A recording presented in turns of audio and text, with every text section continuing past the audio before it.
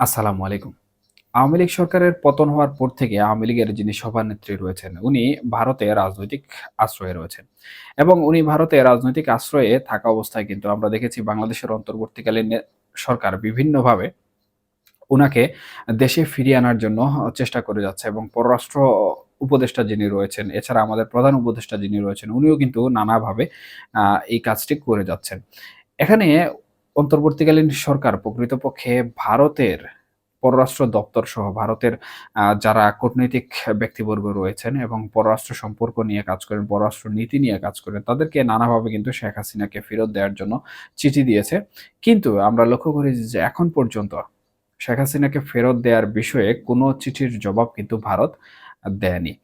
এখানে বলে রাখা ভালো যে সম্প্রতি থাইল্যান্ডে আমাদের প্রধান উপদেষ্টা, বাংলাদেশের অন্তর্বর্তীকালীন সরকারের প্রধান উপদেষ্টা মোহাম্মদ ইউনূস এবং ভারতের যিনি প্রধানমন্ত্রী রয়েছেন সেই নরেন্দ্র মোদী, উনার সাথে যে বৈঠক অনুষ্ঠিত হলো, দ্বিপাক্ষিক বৈঠক, সেই বৈঠকে বেশ কিছু বিষয় নিয়ে কথাবার্তা হয়েছে। যদিও এই বৈঠকের প্রাসঙ্গিক বিভিন্ন বিষয় নিয়ে কিন্তু ভারতীয় গণমাধ্যম এক ধরনের রিপোর্ট বা তথ্য প্রদান করেছে। আবার বাংলাদেশী গণমাধ্যম কিন্তু এক ধরনের তথ্য প্রদান করেছে।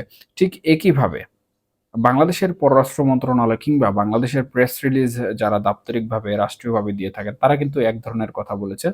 আবার ভারতের যারা রাষ্ট্রীয়ভাবে প্রেস রিলিজ কিংবা পররাষ্ট্র মন্ত্রণালয়ের ব্রিফিং দিয়ে থাকেন বিভিন্ন কূটনৈতিক বিষয়বস্তু নিয়ে বা বিভিন্ন বৈঠক নিয়ে তারা কিন্তু আরেক ধরনের কথাবার্তা বলেছেন। সেই হিসাবে সঠিক তথ্য আসলে কার বা সঠিক কথা আসলে কে বলছে, এটি নিয়ে কিন্তু সামাজিক যোগাযোগ মাধ্যম থেকে শুরু করে যারা রাজনৈতিক এবং কূটনৈতিক বিষয় নিয়ে নানা ধরনের বিচার বিশ্লেষণ করে থাকেন, সেগুলো নিয়ে কিন্তু এক ধরনের ধূম্রজাল সৃষ্টি হয়ে আছে। তবে আমি মনে করি যে ভারতীয় যে পররাষ্ট্র দপ্তর রয়েছে, তারা যে বার্তাগুলো দিয়েছেন বা বৈঠকে যেসব কথাবার্তা হয়েছে, সেই সকল কথাবার্তা নিয়ে ভারতের পররাষ্ট্র দপ্তর যে তথ্যগুলো দিয়েছে, সেই তথ্যটাই মূলত অথেন্টিক।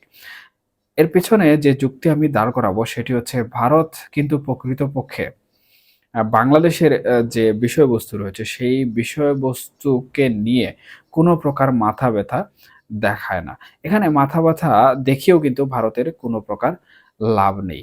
কারণ ভারত অনেক বড় একটি রাষ্ট্র এবং বাংলাদেশের চতুর্দিকে কিন্তু ভারতের একটি সীমান্ত রেখা রয়েছে। সেই হিসাবে আমি মনে করি না যে এখানে ভারত কোনো ধরনের ২ নম্বরি বার্তা প্রদান করবে বা এই সকল বার্তা প্রদান করে বাংলাদেশের মধ্যে এক ধরনের বিভ্রান্তির সৃষ্টি করবে। যার ফলে ভারতের কোনো ধরনের লাভ হবে। আসলে বাংলাদেশের যে গণমাধ্যম সমূহ রয়েছে, সেই সকল গণমাধ্যম সমূহকেও আমি বলব না যে তারা এক ধরনের বানোয়াট তথ্য দিচ্ছে বা তারা যে কথাগুলো বলছে সেগুলো আসলে অথেন্টিক নয়। তবে আমি এটি বলব যে বাংলাদেশের গণমাধ্যম সমূহ বর্তমান যে পরিস্থিতি রয়েছে, সেই পরিস্থিতিতে আসলে যেটা তাদেরকে বলতে বলা হয় সেটাই তারা প্রচার করে।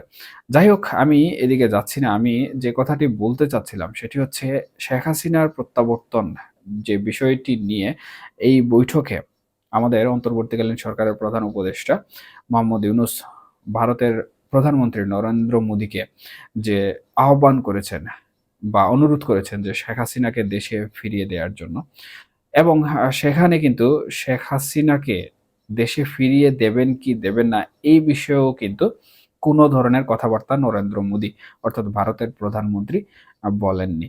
তবে অনেকেই নানাভাবে কিন্তু সামাজিক যোগাযোগ মাধ্যমে বিভিন্ন ধরনের কথাবার্তা ছড়াচ্ছেন এবং বিভিন্ন বিশ্লেষকও কিন্তু নানা ধরনের কথাবার্তা বলছেন যে হ্যাঁ, এই বৈঠকের মাধ্যমে আ শেখ হাসিনার যে ভারতে অবস্থান রয়েছে, সেই অবস্থানের যে জটিলতা রয়েছে, সেই জটিলতা অনেকটা কেটে যাবে এবং শেখ হাসিনাকে যত দ্রুত সম্ভব ভারত সরকার বাংলাদেশের যে অন্তর্বর্তীকালীন সরকার রয়েছে, অন্তর্বর্তীকালীন সরকারের কাছে হস্তান্তর করবে। এখন বলে রাখা ভালো যে অন্তর্বর্তীকালীন সরকার যখন ক্ষমতা গ্রহণ করে, ক্ষমতা গ্রহণের পরপরই কিন্তু জুলাই এবং আগস্ট মাসে বাংলাদেশে যে ঘটনাসমূহ ঘটেছে, সেই সকল ঘটনাসমূহের প্রেক্ষিতে বেশ কিছু মামলা হয়েছে। এখানে শেখ হাসিনা সরাসরি নির্দেশদাতা এবং গণহত্যার সাথে জড়িত রেখেও কিন্তু শেখ হাসিনার নামে কয়েকশত মামলা দেয়া হয়েছে এবং সেই মামলাগুলো বর্তমানে আন্তর্জাতিক অপরাধ ট্রাইব্যুনালে প্রক্রিয়াধীন রয়েছে। কিছু, কিছু মামলার কিন্তু ইতিমধ্যে রায়ও হয়ে গিয়েছে এবং গ্রেফতারি পরোয়ানাও জারি হয়েছে। গ্রেফতারি পরোয়ানা জারি হওয়ার পরও কিন্তু ভারতের কাছে চিঠি পাঠানো হয়েছে যে শেখ হাসিনাকে বাংলাদেশের যে বিচারিক প্রক্রিয়া রয়েছে সেই বিচারিক প্রক্রিয়ার অংশগ্রহণ করার জন্য বা সেই বিচারিক প্রক্রিয়ায় নিয়ে আসার জন্য যেন শেখ হাসিনাকে ফেরত দেওয়া হয়। তবে এই বিষয়ে কিন্তু ভারত সরকার বা ভারতের পররাষ্ট্র যে মন্ত্রণালয় রয়েছে সেখান থেকেও কিন্তু এই বিষয়ে কোনো ধরনের উত্তর দেওয়া হয়নি। হ্যাঁ অথবা না কোনো ধরনের কথাও কিন্তু তারা সেই সময় বলেনি। এবং এখনো কিন্তু অন্তর্বর্তীকালীন সরকারের প্রধান উপদেষ্টা যখন চাইলেন যে শেখ হাসিনাকে যেন ভারত ফেরত দেয়, তখনও কিন্তু এই বিষয়ে কোনো কথাবার্তা বলেনি।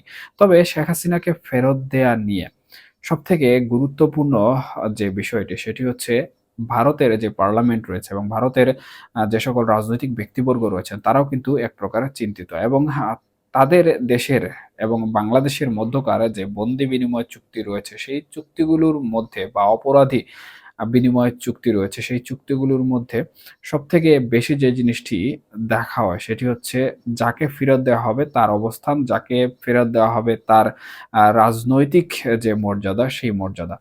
এখন বন্দি বিনিময় চুক্তিতে ভারতের সাথে কিন্তু প্রকৃতপক্ষে একজন প্রধানমন্ত্রীকে ফেরত দেওয়ার যে বিষয়টি রয়েছে বা সাবেক প্রধানমন্ত্রীকে ফেরত দেওয়ার যে বিষয়টি রয়েছে সেই বিষয়টি কিন্তু কোনোভাবে উল্লেখ নেই।